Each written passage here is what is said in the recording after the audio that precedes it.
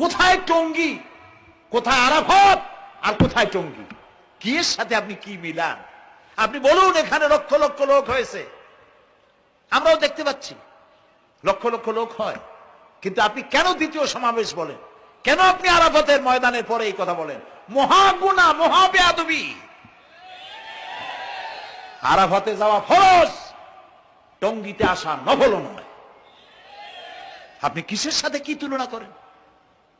জিন্দিগিতে এই চিন্তা করবেন না। কিছু কিছু লোক আছে গ্রামের মধ্যে, অবশ্য কোন আলেম, কোন মুরব্বীরা এইসব কথা বলেন না, মূর্খ যারা, তারা এই ধরনের কথা ছড়াইছে গ্রামে। 3 বার টঙ্গীতে আসতে পারলে 1 হজের সওয়াব হয়।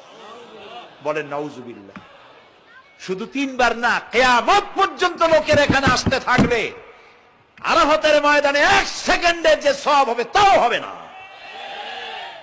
আরাফাত হচ্ছে সেই ময়দান যেখানে আদম আলাইহিস সালাম থেকে শুরু করে মুহাম্মদ রাসূলুল্লাহ সাল্লাল্লাহু আলাইহি সাল্লাম পর্যন্ত সব নবীদের চোখের পানি শুকিয়েছে।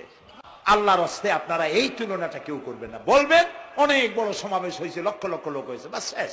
এটা দ্বিতীয় সমাবেশ, আরাফাতের পরে এটা দ্বিতীয় স্থান অবলম্বন করেছে, এইসব বাজে কথা আর একদিন বলবেন না। মহাবেয়াদবি যদি কেউ বলে থাকেন, আস্তাগফিরুল্লাহ পড়ুন, পড়েন আস্তাগফিরুল্লাহ।